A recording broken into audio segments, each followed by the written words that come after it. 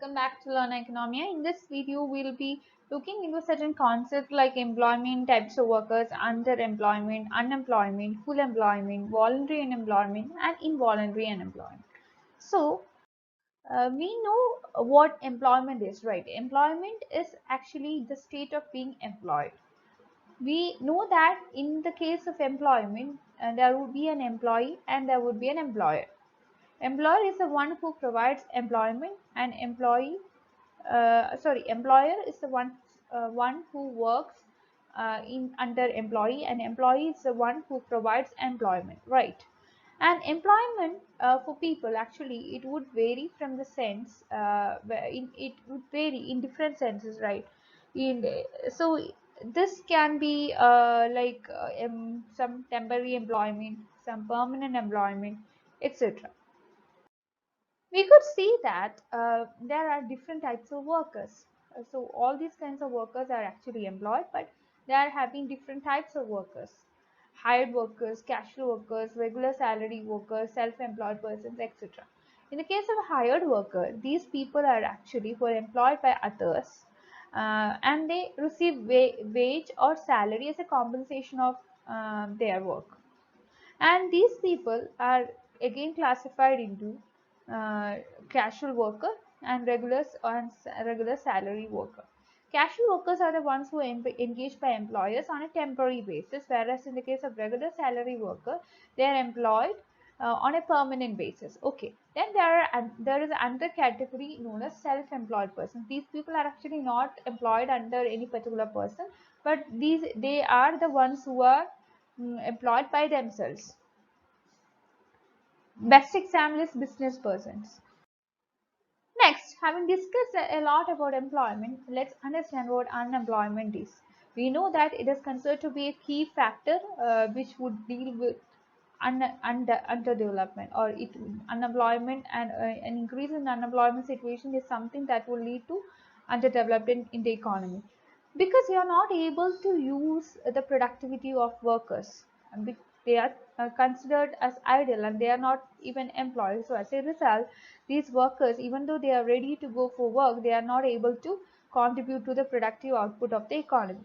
So as a result, we could see that when there is more unemployment in the economy, there would be less production, and as a result of less production, there would be less growth in the economy. Unemployed workers must maintain at least sufficient consumption during the period of their unemployment. That means that even if they are unemployed, they should have their subsistence needs, right? Food, clothing, and shelter should be funded.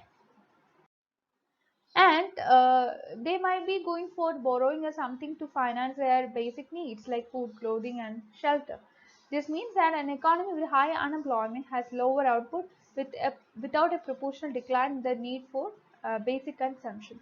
High persistent unemployment it can be considered to be a symbol of distress, and this will lead economy to a situation of recession or depression. Having discussed all these things, let's understand what underemployment is. This is a new concept, which means that a situation where people who are able to find unemployment only for a shorter than normal periods. So there can be part-time workers, seasonal workers, day or casual workers, etc. These people are actually employed, but they are not able to use their full potential. In that sense, they are considered to be underemployment. They are to an extent employed, but to an extent they are not employed. This term is actually used to describe the condition of workers whose education or training make them overqualified for their jobs. Okay. Next, we have full employment concept. This is an economic situation where all available labor resources are used in the most efficient possible way. That means that all the labor force are fully employed, all the capital are fully employed, etc. So this kind of a situation. This is considered to be an ideal kind of situation, but this is something that is not achievable in a real world. We know that in practical terms, economists they can define various levels of full employment which are associated with which itself are associated, but zero unemployment rate is something which is non-practical, right? Full employment is seen as an ideal employment situation. Here, labor is considered to be operating with its full potential and producing a point along with its production possibilities frontier.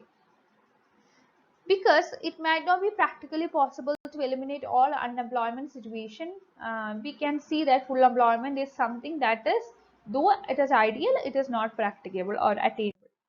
Next, we have voluntary unemployment. This is a situation from the where the worker deliberately chooses not to go for work. This can be because of the low wage scale, or this could be because of problems with the employment related aspect like work scenario, etc., or the other non-wage kind of things which would be influencing him or her not to go for employment.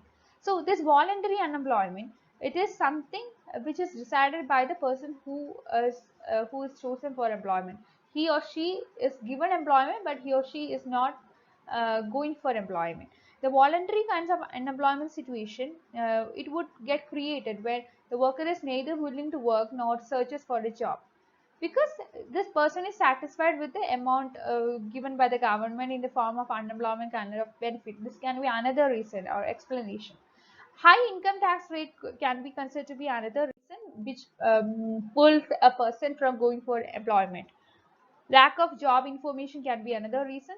Friction and unemployment, that means that a gap between one employment and another employment, where here the worker deliberately leaves his job in search of another job.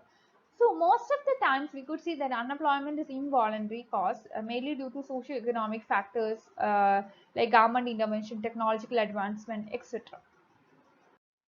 Next, we have involuntary unemployment. Here, unemployment occurs even though the people is willing to go for work at the prevailing wage rate. This could be distinguished from voluntary kind of unemployment. And in an economy with involuntary unemployment, there is a surplus of labor at the current wage rate. This occurs when there is some force that would be preventing the real wage rate from decreasing to the real wage rate, which would equilibrate the supply and demand. Okay, so this is one of the important problems suffered by almost developing economies. All the developing economies, involuntary kind of unemployment. This is a bad situation. If more people are unemployed, that means that the economy is not that growing. So we could see that structural unemployment is something which is involuntary. Structural unemployment means that the unemployment situation which is caused due to some structural factors.